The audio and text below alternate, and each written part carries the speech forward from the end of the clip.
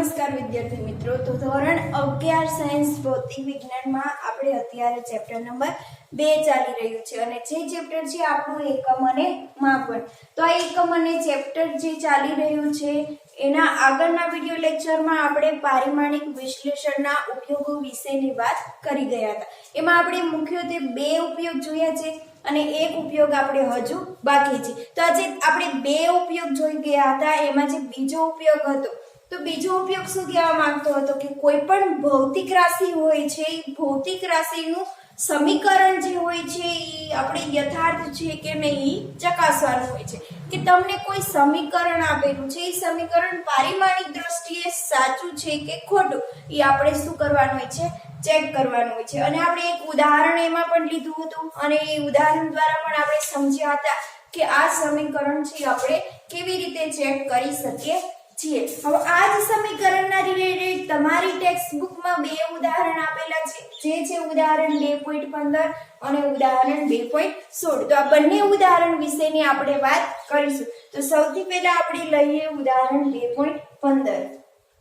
ઉદાહરણ 2.15 શું કહેવા માંગે છે કે આપેલું સમીકરણ એ પારિમાણિક દ્રષ્ટિએ સાચું છે કે નહીં એ આપણે ચેક કરવાનું છે. કે તમને એક નીચે સમીકરણ આપેલું છે 1/2mv² = mgh.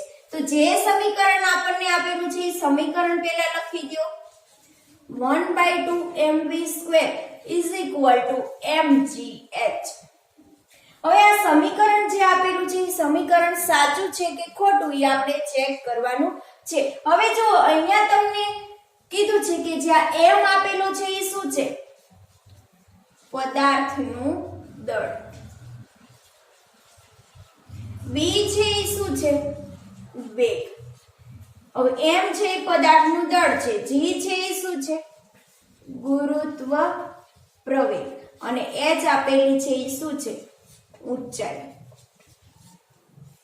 હવે અહીંયા તમને જે સમીકરણ આપેલું છે એ સમીકરણ શું છે, 1/2mv² = mgh. એટલે કે બંને ગતિ ઊર્જા દર્શાવે છે.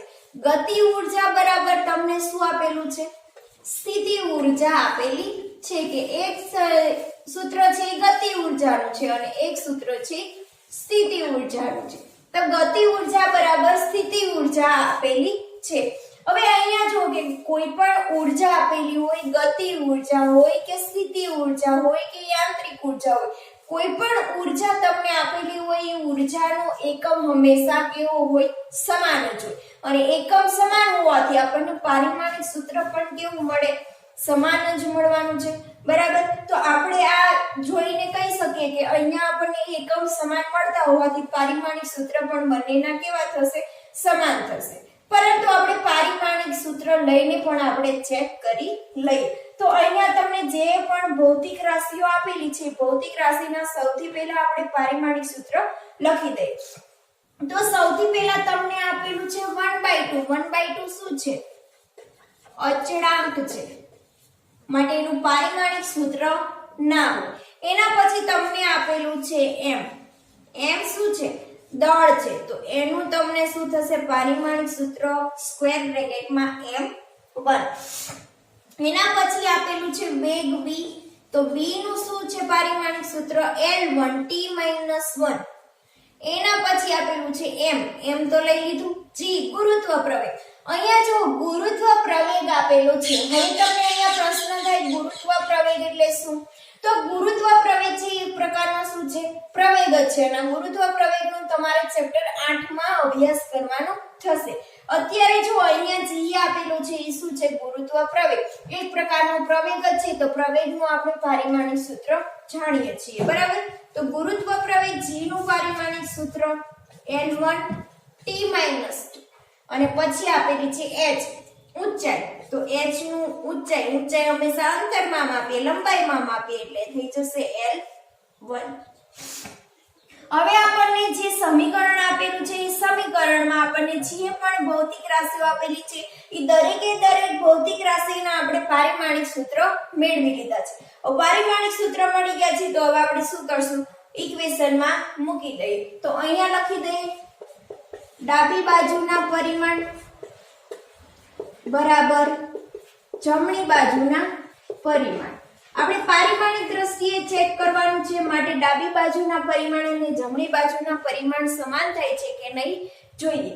તો સૌથી પહેલા 1/2 mv², 1/2 નીકળી જશે. m નું પારિમાણિક સૂત્ર શું થશે? m1. અને અહીંયા v² આપેલો છે, તો પહેલા વેગનું પારિમાણિક સૂત્ર લખી દો, L1 t - 1 અને એનો કરી દો સ્ક્વેર ઇઝ ઇક્વલ ટુ જમણી બાજુ સૌથી પહેલા આપેલું છે m, એટલે એના માટે થઈ જશે m1. g આપેલું છે ગુરુત્વ પ્રવેગ માટે શું છે? L1 t - 2 અને પછી આપેલી છે ઊંચાઈ h માટે શું છે? L1. હવે અહીંયા લખી દો m1, L2 થઈ જશે અને t - 2 થઈ જશે ઇઝ ઇક્વલ ટુ અહીંયા શું આવશે? m1 L1 એટલે શું થઈ જશે? L2 અને t - 2. તો અહીંયા તમને ડાબી બાજુના પરિમાણ બરાબર જમણી બાજુના પરિમાણ મળે છે, બરાબર કે બંને બાજુ તમને કેવી મળે છે? પારિમાણિક દ્રષ્ટિએ સમાન મળે છે. તો આ સૂત્ર આપેલું છે પારિમાણિક દ્રષ્ટિએ કેવું હશે? સાચું હશે, બરાબર. તો અહીંયા આપણે લખી દઈએ કે અહીંયા ડાબી બાજુના પરિમાણ બરાબર જમણી બાજુના પરિમાણ હોવાથી માટે આપેલું સમીકરણ એ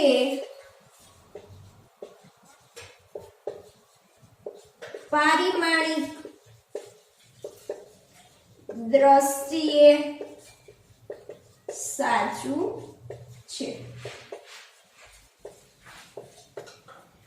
તો આવી રીતે કોઈ પણ તમને સમીકરણ આપેલું હોય, આવા સમીકરણને તમે તમારી જાતે ચેક કરી શકો છો કે સાચું સમીકરણ પારિમાણિક દ્રષ્ટિએ છે કે ખોટું છે. તો આ સૂત્ર કોઈ પણ તમને આપેલું હોય, સમીકરણ આપેલું હોય, એને ચેક કરતા પહેલા તમને સૂત્રમાં, સમીકરણમાં જે પણ કઈ ભૌતિક રાશિઓ આપેલી છે, ભૌતિક રાશિના તમને પારિમાણિક સૂત્ર આવડવા જરૂરી છે. પારિમાણિક સૂત્ર આવડતા હશે તો જ તમે શું કરશો? ચેક કરી શકશો કે જે સમીકરણ આપેલું છે પારિમાણિક દ્રષ્ટિએ સાચું છે કે ખોટું છે, બરાબર.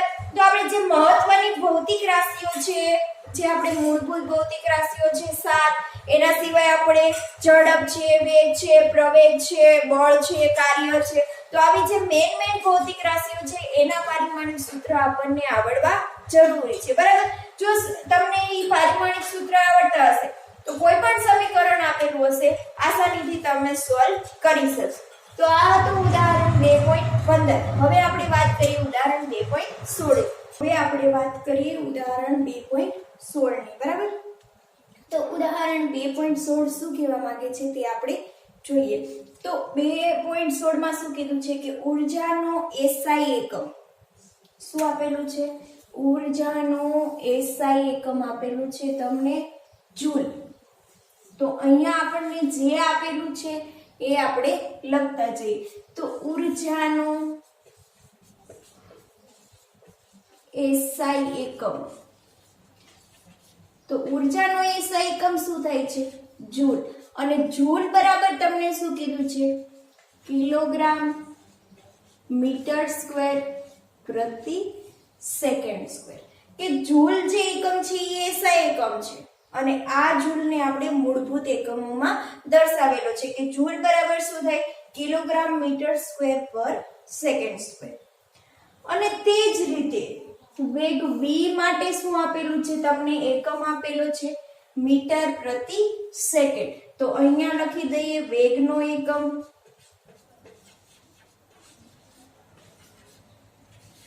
v બરાબર શું થશે? મીટર પ્રતિ સેકન્ડ. અને પ્રવેગ a માટે મીટર પ્રતિ સેકન્ડ સ્ક્વેર છે. તો તમને અહીંયા પ્રવેગનો પણ એકમ આપેલો છે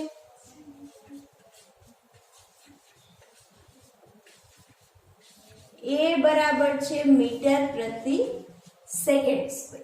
તો અહીંયા તમને ઊર્જાનો SI એકમ આપેલો છે, વેગનો એકમ આપેલો છે અને પ્રવેગનો એકમ આપેલો છે. તો નીચે આપેલા સૂત્રો પૈકી કયા સૂત્ર પારિમાણિક દ્રષ્ટિએ ગતિ ઉર્જા કે માટે તમે ખોટા ઠેરવશો. એટલે કે તમને નીચે આપેલા સમીકરણ, તમને નીચે 5 સમીકરણ આપેલા છે અને 5 સમીકરણ છે શેના છે? ગતિ ઉર્જાના. બરાબર કે ગતિ ઉર્જા કે બરાબર તમને ઇક્વેશન આપેલું છે.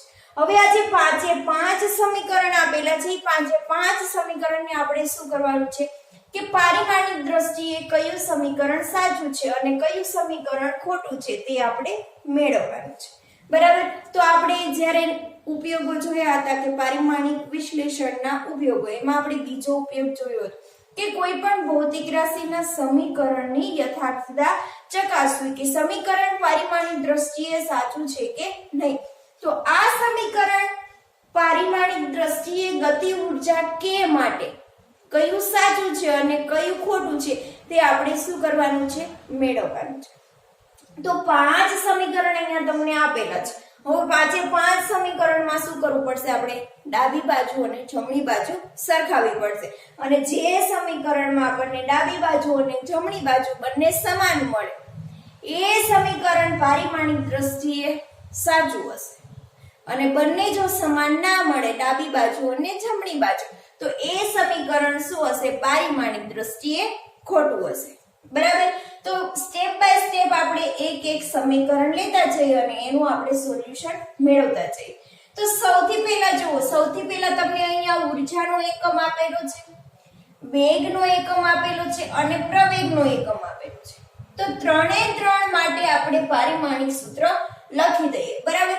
તો સૌથી પહેલા આપણે લખી દઈએ ઉર્જા માટે. બરાબર. તો ઉર્જા છે એ તમને આ એકમ આપેલો છે એ કઈ ઉર્જાનો છે? ગતિ ઉર્જાનો તમને એકમ આપેલો છે. તો અહીંયા ગતિ ઉર્જાનું પારિમાણિક સૂત્ર આપણે લખી દઈએ. એકમ આપેલો છે તો એકમ ઉપરથી આપણે પારિમાણિક સૂત્ર લખી શકશું. પારિમાણિક સૂત્રને હંમેશા સ્ક્વેર બ્રેકેટ માં જ દર્શાવવાનું. બરાબર. તો આપણે અહીંયા સ્ક્વેર બ્રેકેટ કરી દઈએ. હવે એકમ જુઓ શું આપેલો છે? કિલોગ્રામ. કિલોગ્રામ શેનો એકમ છે? દળનો. દળ માટે આપણે પારિમાણિક ડાયમેન્શન દર્શાવવા માટે, પરિમાણ દર્શાવવા માટે કયો સિમ્બોલ લઈએ છીએ? એમ. તો અહીંયા તમને કિલોગ્રામ આપેલો છે માટે આવશે m1. મીટર સ્ક્વેર આપેલું છે. મીટર શેનો એકમ છે? લંબાઈનો એકમ છે. તો અહીંયા આવશે L2. અને છેદમાં આપેલું છે સેકન્ડ સ્ક્વેર. સેકન્ડ શેનો એકમ છે? સમયનો. સમય માટે આપણે દર્શાવીએ છીએ t -2. આ સમીકરણ તમને પારિમાણિક સૂત્ર શેનું મળી ગયું? ગતિ ઉર્જા. એવી જ રીતે આપણે વેગ v માટે પારિમાણિક સૂત્ર લખી દઈએ. શું છે? મીટર છે એટલે L1, સેકન્ડ છે એટલે t -1. અને એવી જ રીતે પ્રવેગ માટે લખી દઈએ. પ્રવેગ માટે શું આવશે? L1 t -2. તો અહીંયા આપણને 3 એકમ આપેલા છે. ત્રણ એકમના આપણે પારિમાણિક સૂત્ર લખી દીધા છે. હવે આપણે સોલ્યુશન મેળવતા જઈએ સ્ટેપ બાય સ્ટેપ. સમીકરણ A. એમાં શું કીધું છે? જો એ સમીકરણ આપેલું છે k બરાબર m² v3. હવે જો અહીંયા m લખેલો છે તો તમને અહીંયા એમ થશે કે અહીંયા તમને મીટરનો સ્ક્વેર આપેલો છે, પરંતુ અહીંયા તમારે આ જે m આપેલો છે મીટર નથી આપેલું, પરંતુ શું આપેલું છે? દળ આપેલું છે. દળનો m દર્શાવેલો છે. કોઈ પણ ભૌતિક રાશિ તમને આપેલી હોય, આ ભૌતિક રાશિ છે બીજી ભૌતિક રાશિઓના સંયોજનથી બનેલી હોય છે, માટે અહીંયા m છે એ દળ છે, ભૌતિક રાશિ છે, એકમ આપેલો નથી. અહીંયા મિસ્ટેક કરતા નહીં.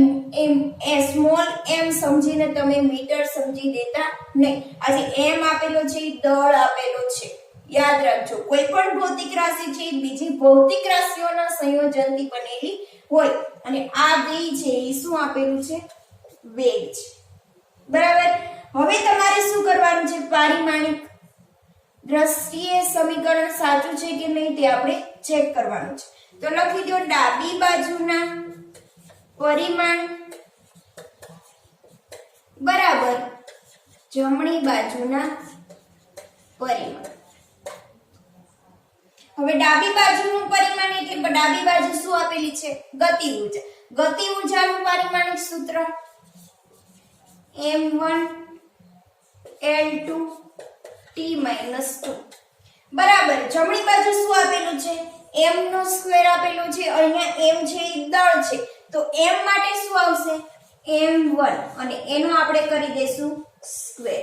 એવી રીતે v નો ક્યુબ આપેલો છે. v છે એ વેગ છે. વેગનું પરિમાણિક સૂત્ર L1 T - 1 અને એનો આપણે કરી દઈએ ઘન.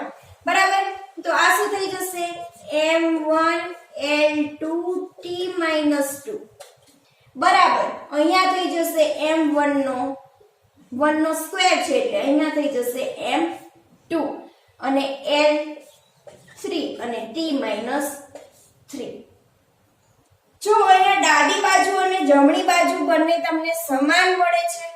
નથી મળતી. ડાબી બાજુ પણ અલગ છે અને જમણી બાજુ પણ અલગ છે. તો અહીંયા તમારે શું છે? ડાબી બાજુના પરિમાણ નોટ ઇક્વલ ટુ જમણી બાજુના પરિમાણ માટે આપેલું સમીકરણ એ પારિમાણિક દ્રષ્ટિએ સાચું નથી. કારણ કે ડાબી બાજુ અને જમણી બાજુના પરિમાણ આપણને સમાન મળતા નથી. હવે આ તમારું એ સમીકરણ છે એ તો ગતિ ઊર્જા માટે ખોટું છે. હવે આપણે ચેક કરશું બી સમીકરણ. તો લઈએ બી. બી શું કીધું છે? કે બરાબર 1/2 mv સ્ક્વેર. અહીંયા પણ m શું છે? તમારું દળ જ છે અને v છે એ વેગ છે. બરાબર. તો લખી દો ડાબી બાજુના પરિમાણ બરાબર જમણી બાજુના પરિમાણ. હવે ડાબી બાજુનું પરિમાણ છે એટલે ગતિ ઊર્જા છે. ગતિ ઊર્જા માટે m1 L2 T - બરાબર 1/2. અહીંયા 1/2 છે એનું કોઈ પણ પ્રકારનું પારિમાણિક સૂત્ર ના હોય કારણ કે 1/2 શું છે? અચળાંક છે એટલે એનું પારિમાણિક સૂત્ર આપણે લેતા નથી. હવે m1 આપેલો છે તો અહીંયા m1 અને b આપેલો છે વેગ એટલે L1 T - 1 અને એનો થઈ જશે સ્ક્વેર. તો બ્રેકેટમાં શું થશે? m1 L2 T - 2 is equal to m1 L2 T - 2. બરાબર. તો અહીંયા જો શું થયું? ડાબી બાજુ અને જમણી બાજુના પરિમાણ તમને કેવા મળે છે? સમાન. તો આ જે ગતિ ઊર્જા માટે જે તમને સૂત્ર આપેલું છે એ પારિમાણિક દ્રષ્ટિએ કેવું છે? સાચું છે. બરાબર. માટે અહીંયા ડાબી બાજુના પરિમાણ is equal to જમણી બાજુના પરિમાણ હોવાથી આપેલું સમીકરણ પારિમાણિક દ્રષ્ટિએ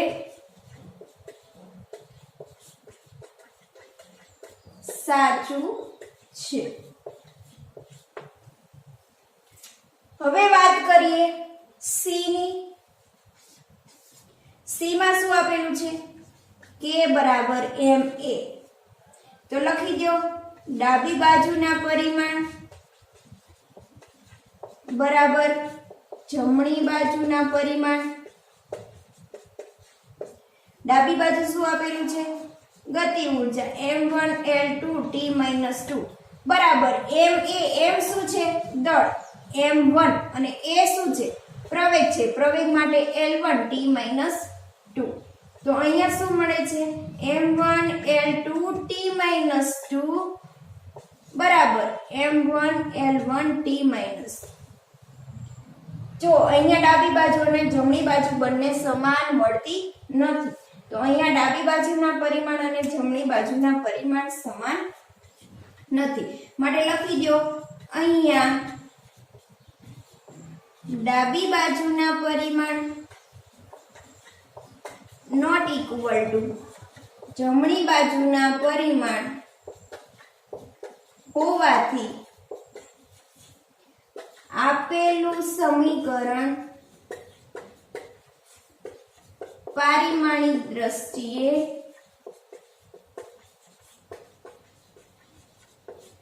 સાચું નથી.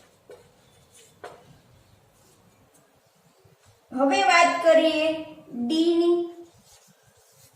ડી માં શું તમને આપેલું છે k બરાબર 3/16 mv². બરાબર. હવે અહીંયા તમારે શું છે ડાબી બાજુના પરિમાણ બરાબર જમણી બાજુના પરિમાણ. ડાબી બાજુ આપેલી છે ગતિ ઊર્જા m1 l2 t-2 is equal to 3/16 શું છે અચળાંક છે. અચળાંકનું પરિમાણિક સૂત્ર ના હોય. એના પછી m તો એના માટે આવી જશે m1 અને પછી આપેલો છે વેગ એટલે l1 t-1 અને એનો થઈ જશે સ્ક્વેર. તો કૌંસમાં m1 l2 t-2 બરાબર કૌંસમાં m1 l2 t-2. અહીંયા જુઓ ડાબી બાજુ અને જમણી બાજુના પરિમાણ આપેલા છે માટે આ સમીકરણ છે પારિમાણિક દ્રષ્ટિએ સાચું છે. લખી દો અહીંયા ડાબી બાજુના પરિમાણ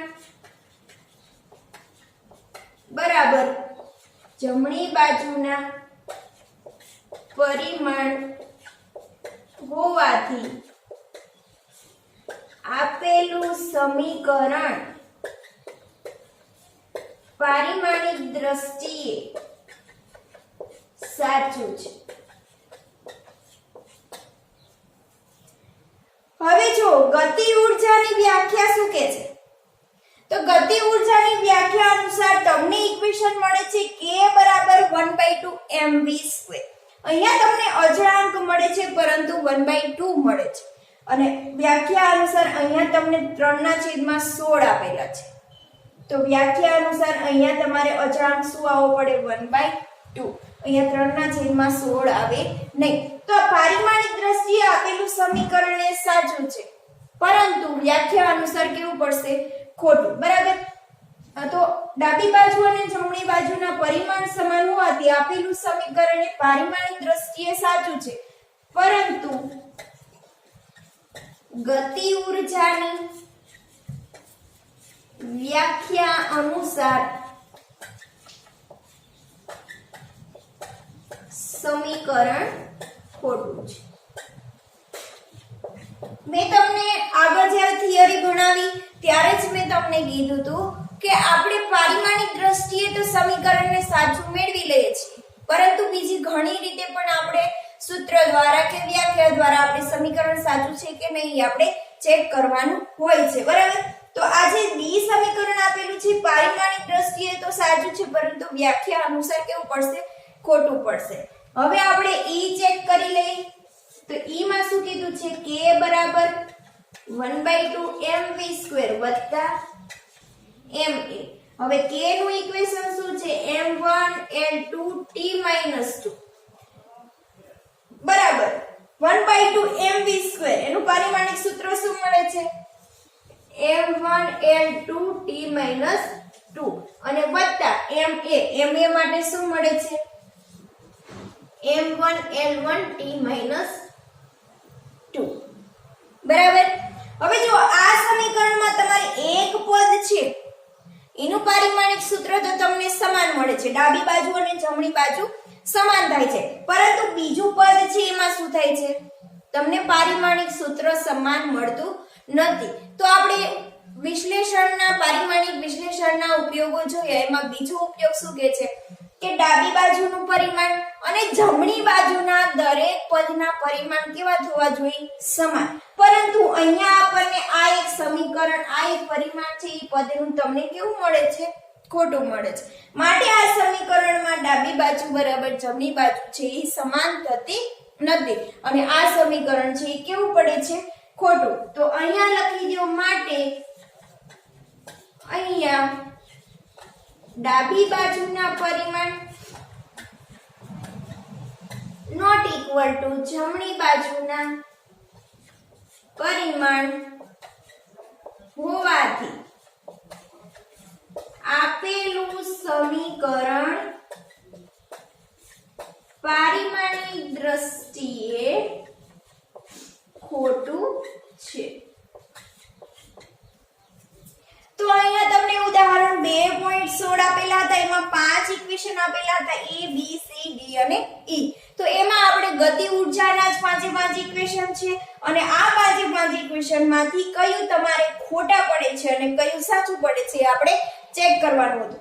તો આપણે જો સમીકરણ A, સમીકરણ C, D અને E ચારે ઇક્વેશન આપણને ખોટા મળે છે. અહીંયા તમારે ખાલી એક B ઇક્વેશન છે એ જ તમારી માટે શું છે? ગતિ ઊર્જા માટે સાચું છે. તો આ હતું તમારું ઉદાહરણ 2.16.